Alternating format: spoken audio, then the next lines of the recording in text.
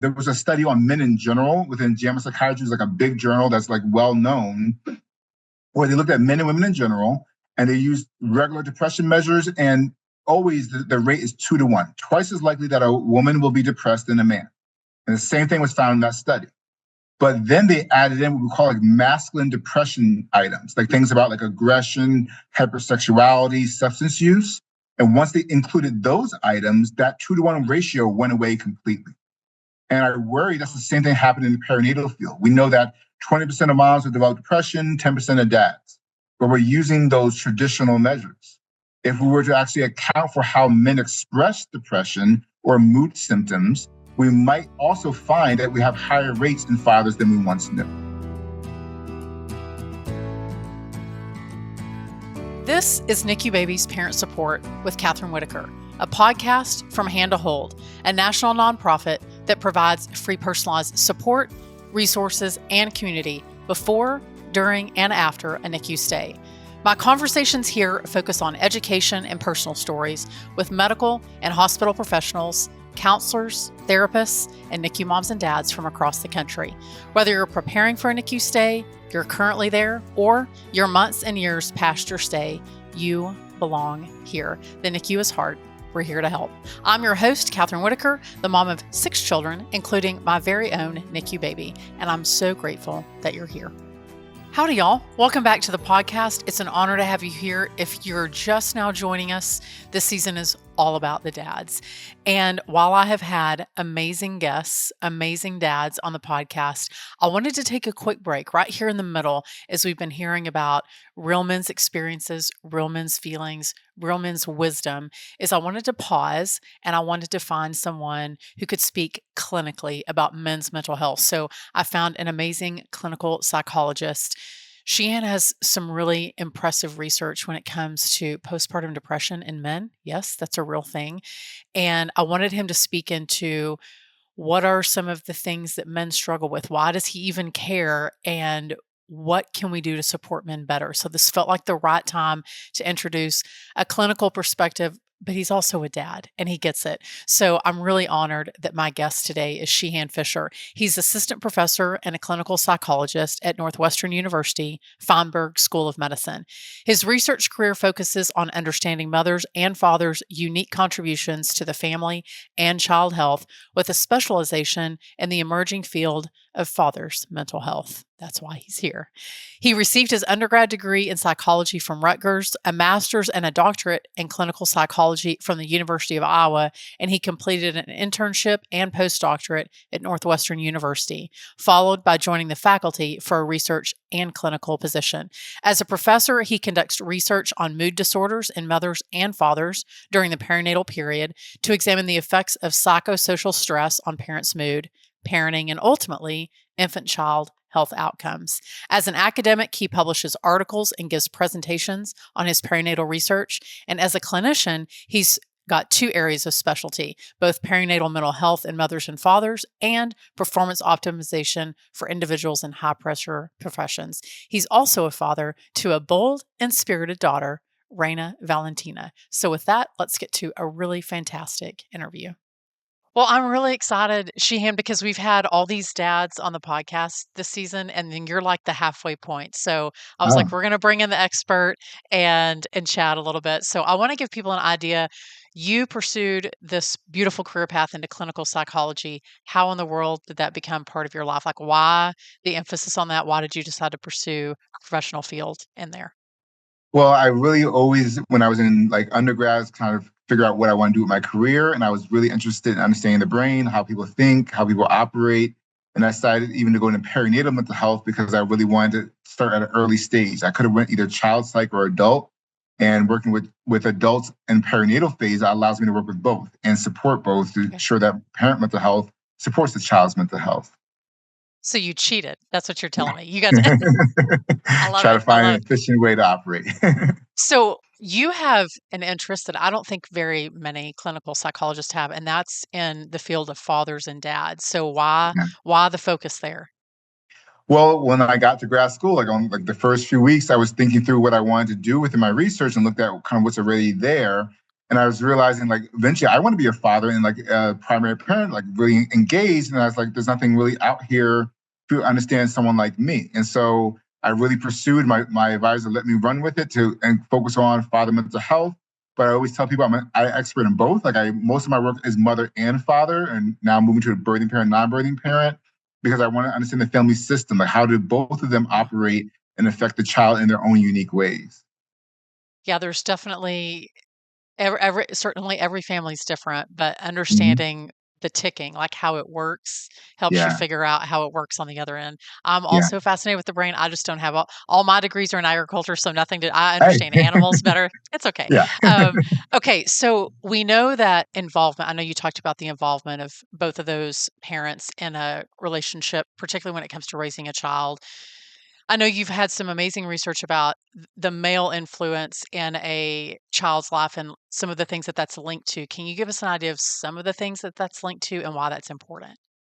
Well, the research shows like it's linked to many parts of the child's outcomes. I think one of the things to emphasize affects the child's emotional health. A lot of times people don't think, especially for a young child or a baby, there's no way what I do affects their emotional health. Do they even have emotional health? And the fact is that they do. Like even simple things like your eye gaze, your vocalizations, how you engage with the child has an impact on that infant's stress and their well-being that goes on throughout their whole lifespan. And so fathers, we know, have a direct, unique impact on the child's mental health and well-being. But of course, when you look at it in a medical setting, similarly, there's a lot of research that shows where they have impacts on their medical health, their development. So it's really starting to understand holistically, fathers do have an impact on their child.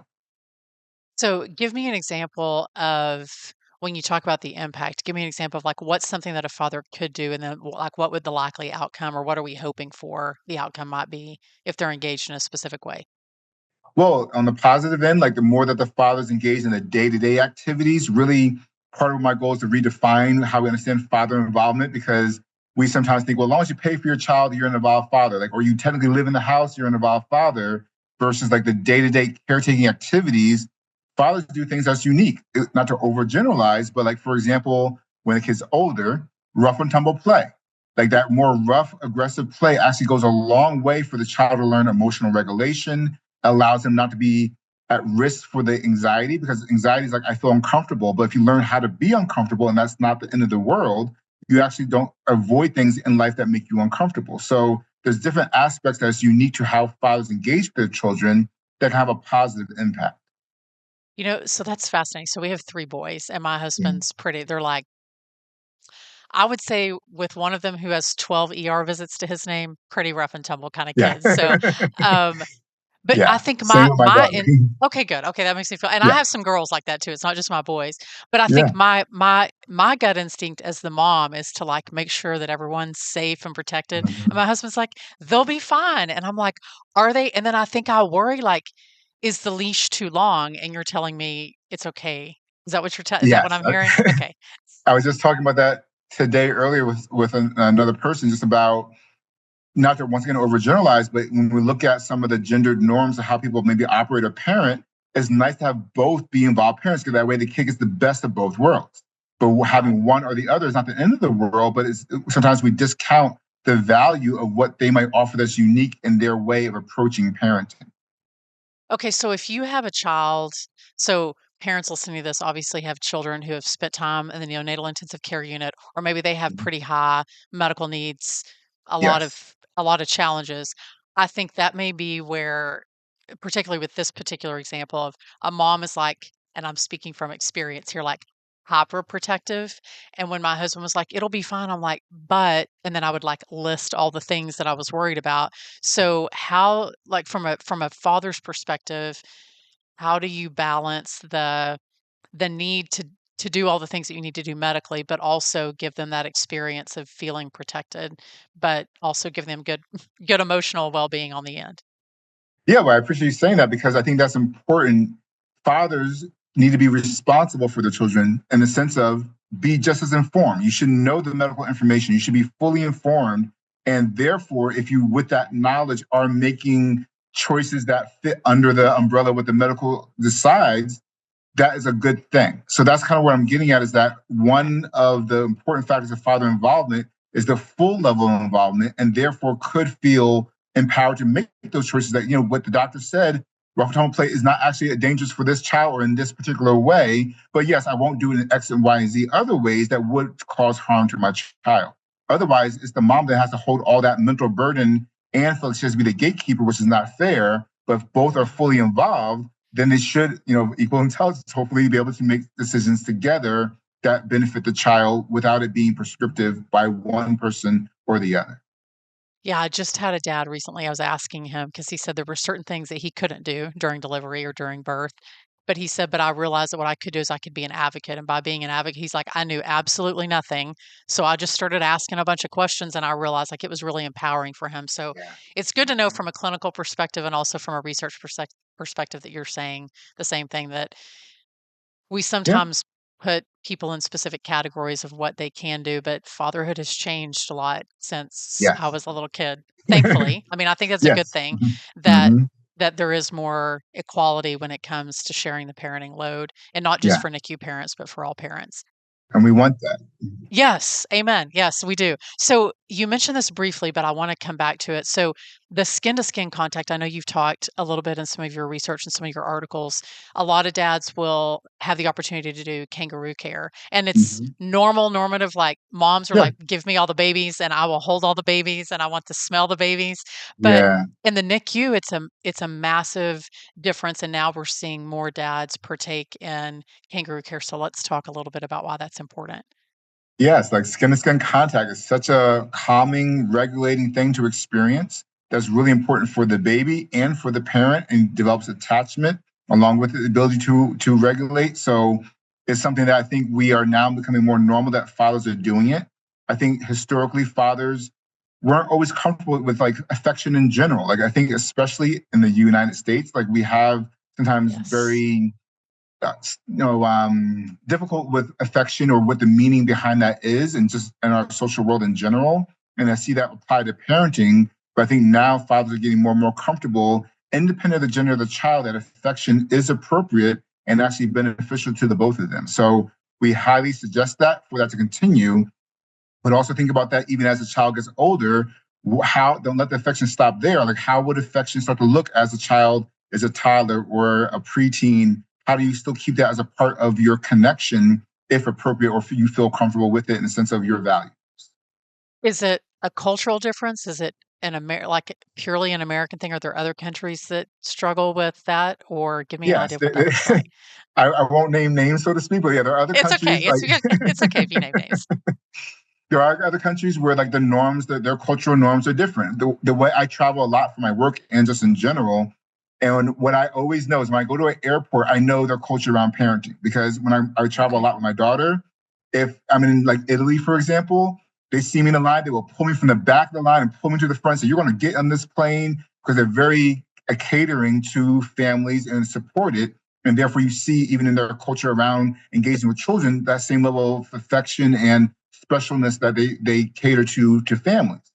But in other countries, which I won't name, there's less of Yes. that culture. And you see that in the United States. Yes. We don't have that family focused culture or that comfort with affection or even male affection, stuff like that. Other countries, like you see men and they're like leaning on each other and like hanging out. In the US culture, you wouldn't see that as much because there's a difference of what that comfort level is. But that then spills into parenting, and we have to be aware of that, especially if you weren't raised by an affectionate father or parent. You may not Yes. feel as comfortable of like knowing how to do that. Okay. So let's talk about that. So if you are a NICU dad and maybe your experience growing up was not very affectionate, but you're feeling the draw, or maybe you're seeing some of the research and you're like, but I want to do that. How do Yeah. you help a dad sort of lean into that Yeah. in a way that maybe they didn't their upbringing didn't dictate? Well, two things. Like one, I just we talk about values. Helping person understand, like you want to know what your own values are. So many of our values are imposed by our life experience, by what people tell us we have to be. What does it mean to be a man? Like that definition that someone else told you, versus you thinking about and redefining for yourself, what do I actually want and believe, even if I've never seen it? And then two, behavioral experiments. Try it out once. Okay. Maybe it's uncomfortable, but it's not the end of the world. You didn't break. try it again. And therefore getting yourself more accustomed to this thing that once was uncomfortable, because you have a lifetime ahead. Think about the benefits of maybe being uncomfortable for 1 month, but then having a lifetime of connection and affection and your child benefiting from that throughout their lifespan. That's an interesting perspective that sometimes we think that maybe we think short term, right? We think about what's just in front of us. It's really hard for us to see years later. And like, especially the foundational things, when we're doing them, they don't Yes. feel foundational. And we're like, I don't know if this is important. But then I look back and I'm like, oh my gosh, those 17 things that we did were super important. But at the Yeah. time, they just felt maybe insignificant, or even I didn't even give them a second thought. But to think about, but if I just keep trying this thing, then foundationally, I'll look back in 5, 10, or 15 years and see like, oh, it did matter, but sometimes it's hard to even know that it's significant at the time. Yeah, I appreciate you saying that because I talk a lot about role transition. It's so important during those first few months to set that foundation because that's how when you go into that role transition, you're kind of cementing this new identity, your new way of understanding the world. So around parenting, even with couples, I tell them go on a date within the first month because it allows you to then learn that's a normal part of your dynamic versus if you wait a whole year and now I've got to find That's time true. to date, we'll never find the time because you're not used to that being a priority. So it's so much important that during those first few weeks to set good habits that you are choosing based on your own values. It really goes a long way to ensuring that that sets the foundation for a different trajectory, even it growing in that direction. Okay, I'm loving your brain. It's so fascinating. Okay, I love this. Okay, so I mentioned in my intro that we hear about postpartum depression from the female perspective a lot. Like that is something that I heard at my OB-GYN. It's something that all my friends talk about. But I'm just now starting to hear about men are the ones who are not birthing the children also struggling with PPD. So, Yeah. one, why is nobody talking about that? And two, what are some of the things that might manifest differently in the person that's not birthing the baby versus the one that is? This podcast is produced by Hand to Hold, a national nonprofit, but we're more than simply a podcast. Be sure to download our app in the App Store or Google Play, or visit our website to discover all the ways that we can support you as a NICU parent. Join one of our support groups, sign up for counseling, find loss and bereavement support, request a peer mentor, or check out our educational resources and family stories. And all of that is at no cost to you. Yeah. So for one, it's an important thing. Like, why are we talking about it? It's starting to become more of a popular topic, but not in the general public. And unfortunately, we're trying to do media to try to help support that effort.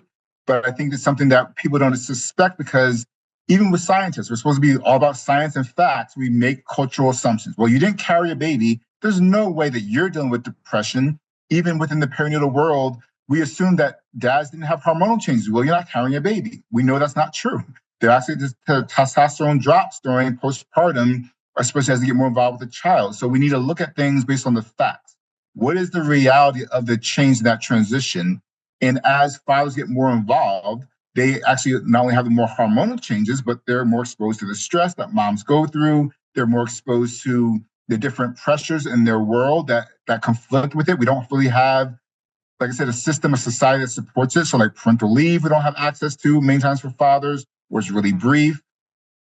Even if it's available to them, they might be like looked at with a side eye, like, why are you going on leave? I remember when I took leave, people asked me like, well, is the mom sick or something wrong? I'm like, well, can I want to be with my child? Like the oddity Right. of it and even the implications for one's career. So there's many different ways in which the stress that comes with fatherhood, especially involved fatherhood, can have an impact on their mental health. And therefore, we didn't look at that before, but now we need to really put a spotlight on this. Do you think that it might be exacerbated, like their challenges because nobody's talking about it, so they feel like, oh, if I talk about this or if I advocate for this, there's even more pressure, and they're like, well, maybe I shouldn't even try. Like, do you feel like that exists too? Yeah, like one, fathers aren't not always aware of the emotional experience because they're so focused on showing up and supporting their partner, which I support 100%. But it Right. makes them sometimes alienated from their own emotional experience. And if they Yes. are aware of it, they feel like, well, if I say something, people are just going to say, shut up. Like, how dare you even say that you're dealing with something when you're not the mom? And even though the mom should be the focus, and making room for the father experience is important so there's a safe place to talk about it. Even screening for those for mental health in a medical setting, like to let them know your mental health also matters. But as you were alluding to also before, it does look different in fathers. Yeah. Fathers and men in general don't always express depression and other symptoms in the traditional form. There was a study on men in general within JAMA Psychiatry, like a big journal that's like well known, where they looked at men and women in general, and they used regular depression measures, and always the rate is 2-to-1, twice as likely that a woman will be depressed than a man. And the same thing was found in that study. But then they added in what we call like masculine depression items, like things about like aggression, hypersexuality, substance use. And once they included those items, that 2-to-1 ratio went away completely. And I worry that's the same thing happening in the perinatal field. We know that 20% of moms will develop depression, 10% of dads, but we're using those traditional measures. If we were to actually account for how men express depression or mood symptoms, we might also find that we have higher rates in fathers than we once knew. So it's pretty much a dead heat between the two. Yeah. So, okay. So if you're a man and you feel like, you know what, this is starting to sound familiar, this is starting to sound like my life, where do you start to sort of balance the scale, get the support that you need, but also probably at the same time you're going to be supporting your wife or your partner because she's probably dealing with some of the same things. So best practices, best places to go to find support, but also recognize kind of what you're going through.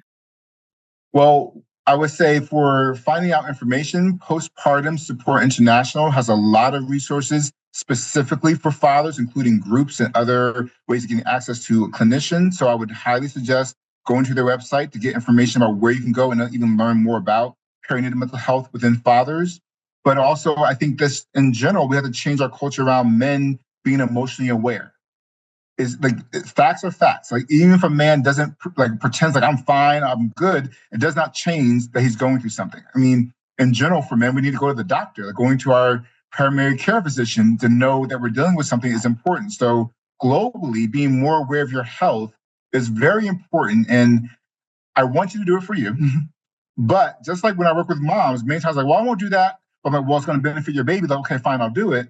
Similarly, dad's like, well, if you understand that your health, your behaviors directly affect your child or your partner who you love, then they're more inclined to then take care of themselves. So if that's a starting point, I'll take it. But eventually I want them to also see the value in doing it just for their own selves in general. Right, so if that's the bait that you can get them to go in, and then That's you're what it like, "Okay, takes. now I need." It's just like kids, right? You dangle the carrot, and then you find a way for them to have buy-in. Yeah, I mean, I think, as I've been talking to all these dads, I mean, I think a lot of them are they were looking around for support, and they were like, there just weren't a lot of men willing to open up. They were like, we knew that they were going through similar things, but we could not like crack the code. And Yeah. and then they finally, everybody has a breaking point, and they finally were like, okay, so this is my breaking point, and now I need support and help. But it was the NICU stay that sort of they were like, I think this already existed. It was just this really traumatic heart event that made Exactly. me break it open.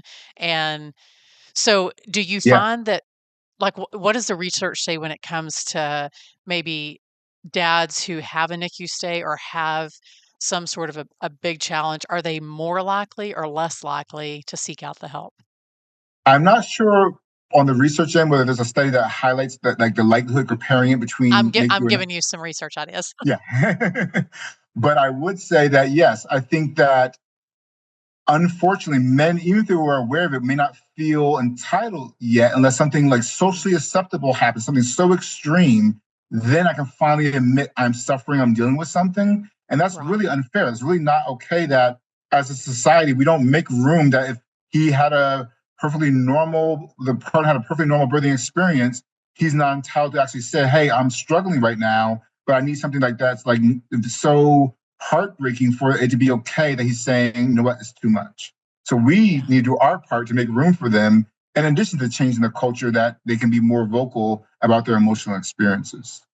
Yeah, there's a lot. I mean, I wish this is a big issue with like multifaceted, like there's lots of things that have to happen. Too bad you can't just say, look, if we just fix this one thing, then it'll all be better. Yes. But I do know that those are some things. So give us some ideas of what are some of the risk factors, like things that would maybe induce PPD from a male perspective. Like what would be some of the things that you would say, well, if these are happening, you're probably more likely to develop PPD than what you realize.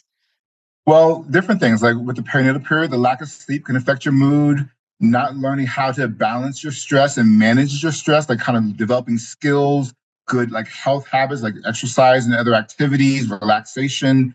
The relationship gets affected when you have a new child. So developing skills before you have the baby are like good communication skills with the both of you, actually discussing the plan and thinking about an equitable split of responsibilities.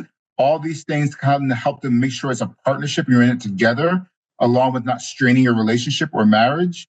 And just in general, just being aware of when you are feeling stressed, like how do I think differently? Like that's something that, of course, on the psychology side is important is people who call ruminate. They think a lot about something, get stuck on it, and they can't get out their head. That causes a lot of stress on your brain. How do you learn to? Well, I know mindfulness has become such a pop term, but really, like in a clinical way, how do you learn to be more present rather than stuck in your head? Can go a long way for reducing those stress. So it's not an exhaustive list, but these are things that come up frequently that, unless you actually are conscious about it or learn the skills, can put you in a more risky position. Yeah. I'm glad that you mentioned mindfulness. I mean, sometimes I know people hear that and they're like, "Oh, I don't know," but I Yeah, do think self-awareness of understanding, like, you're right. I mean, I was up the other night and I'm like, "Oh, why can I not turn off my brain? I can't solve this exactly. thing at 3 AM," but you just can't get out of the cycle. Like, it takes a while to just finally, I woke up and I was like, "Okay, if I just write it down, maybe if I just write it on a piece of paper, then I'll be able to Yes. go to sleep." But it Hmm. it is an awareness of what you're struggling like, and being honest, and that's not just Yeah. unique to men. I think that's for all of us. I think we Yes. Yeah. we are all overthinkers, and we all Yeah. overanalyze. Yeah. Okay, so, where are we lacking in the system, Sheehan? Like, if you had to say, "These are some areas where the system is lacking and we're doing people a disservice," what would you say? Well, we need more training. For Okay, one, we need more clinicians trained in father mental health so they at least know how to engage. And I say that across the board. Like some people, like for psychologists, we need people specializing to treat, but we also need to at least inform OB-GYNs enough about fathers so they know how it relates to their target patient, which is the birthing parent. Same thing with pediatricians. They're focused on the kid, but they need to know enough about fathers to understand how the father's mental health and behaviors affects that child. So we really need to do a lot more cross training across our field. But in addition, we need policies to change from federal to state around like parental leave and access and kind of making sure that fathers have access to resources. But even at a hospital level, most hospitals automatically put the mom as the point of contact. They never even ask the family who's going to take on that role or not. So we still prescribe in a very gendered, honestly sexist way against women because we put all this burden on them to have to be responsible for working, taking care of the kid. Now they have to handle all the hospital responsibilities versus asking, how does your family want to equitably split this and let them decide together and not giving them a chance to actually make that choice. So in many ways, our policies are so biased and a lot of it's biased against women, but some of it also affects both of them in the way the policies are set up. yeah, I mean, I think I had read something that you were talking about, even WIC, so it stands for Women, Infants, and Children. Where's the Nomenclature, man in there? names, Yeah, everything. yeah, all Maternal the all the healthcare names. system, even thinking Yes. about queer families. Like, there's so many ways in which we need to take a step back and make sure why are we excluding, who we're excluding, and is it a scientific reason or a medical reason, or is it really just an inherent cultural thing that we just keep perpetuating and not rethinking about the damage it might be doing? Right. Well, and you've also got this idea that we're all human, which means that we experience the full range of emotions and we are affected while differently, but many of us, I mean, a NICU stay is stressful. No one Yes. leaves the NICU and it's like, that was amazing. Felt like a spa day. Like we Yeah, yeah, all leave stressed. And so regardless of what your family structure looks like, the stress remains. And so finding ways to address that, but also to recognize that it's going to affect everybody maybe in a slightly different way, but how do we meet people where they are and then provide the yeah, services that they need? Okay, so absolutely. if there's a man that's listening to this and he's like, okay, I'm listening to Sheehan, I'm feeling like perhaps I might be struggling with some of the things that he's talking about. What would your best advice be to him? Or if a man who just feels like, my mental health is at either an all-time low or it's definitely reduced from what it used to be. Where do I Mhm. go? What do I do? What would you say to him? What advice would you give him? I always say to at least talk to a professional. People are afraid to because they feel like, okay, they're gonna make me take medication, they're gonna make me do blank. Like, no, just go to them to assess. They can at least tell you. maybe your symptoms are so low or in a certain way where you don't necessarily need extra support. You can do it on your own, or then they might suggest therapy or medication or a combo, but it's still in your choice. Like you still get the chance to make choices, but you're making an informed choice. So I think it's super important to at least get their foot in the door. Many times, especially because I work a lot with moms, they might bring their partner into the room. He's never been in therapy ever before, but he's coming to visit to support her. And he realized it's not as scary as he thought it was, and he wants to work with me, which ethically you can't do. But the idea is like it's the foot in the door to realize that this thing is actually very structural, practical, especially like behavioral therapies. It really is many times men are many times receptive to behavioral therapies because of the way it is structured, and it is get a good return on your investment. So I would highly suggest at least getting that first screen for your primary care physician or a psychologist or psychiatrist or a mental health professional as a starting point. And then from there, you can make further choices. Well, since you brought it up, I'm going to ask you one more question. So, if you do walk in the room and you're like, oh, I really like this person, or I really don't like this person, but I know that I need help, what are some things that you found in your experience are good sort of hallmarks if whether it's a man or a woman looking for support with their mental health? What are some things that they should look for? And whether they're psychologist or psychiatrist, that you're like, those are good, healthy hallmarks of someone that can help you through this. Yes. What I would say, if you're dealing with a mental health stress or condition, like you would want someone that is doing research-based clinical practice. Okay. So sometimes you might go to like we call talk therapy, which someone just talks to you and says, "Oh, you're great. I like you," whatever, and that feels good, but it's not necessarily treatment. So I would highly suggest making sure you like cognitive behavioral therapy or other types of behavioral therapies are well supported. There's like interpersonal psychotherapy. There's different things that you can utilize that have been supported by research that says it will support your well-being, and therefore ask them what type of therapy will they be using so you can make sure that it's something that is proven to work. Okay. Good advice. I got a twofer. I was asking you one, and then you made me ask you another one. So, Yeah. Sheehan, thanks for coming on the Yeah. podcast, and also for helping men. Maybe today we broke down a few barriers of men that Yeah. feel like now they can go get the help that they need, or that they can be a better support person, or maybe they heard this and they're like, you know what, I'm actually doing better than I thought. So we never know. Okay. But Yeah. but I'm grateful for the wisdom. So thank you.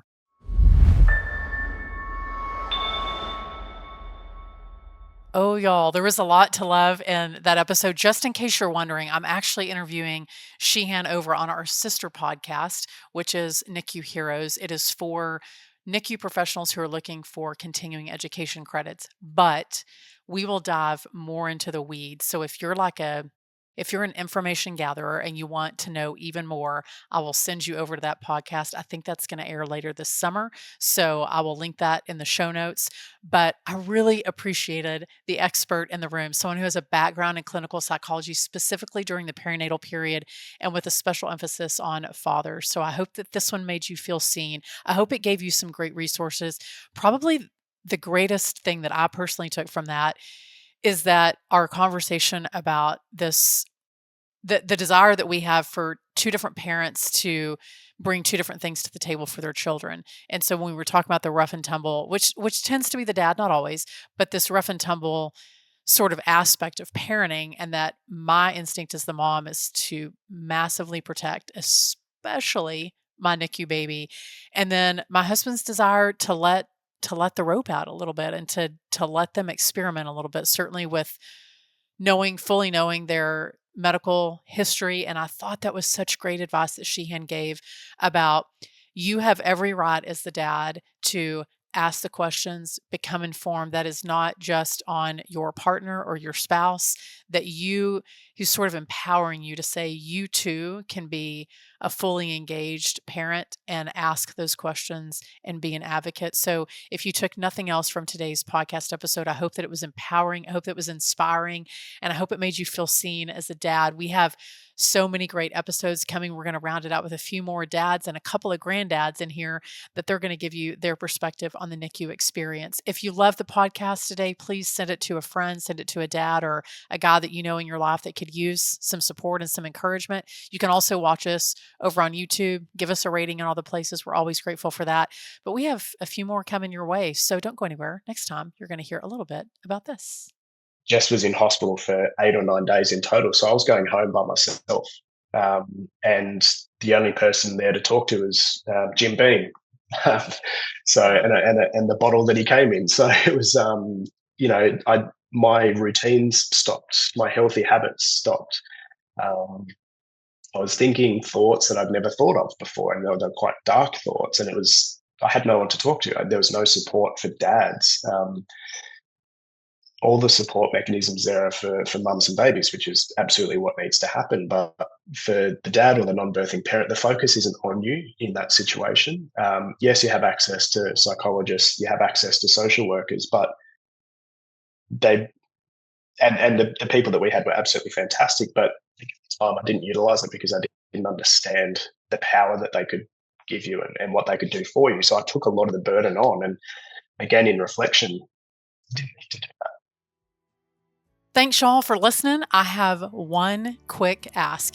If you listened to today's episode and it helped you, inspired you, or encouraged you in any way, please subscribe, give us a rating, and then leave a review. It's how this podcast lands in the ears of other listeners, which means so much to podcasters like us. Our reach can be magnified because of you.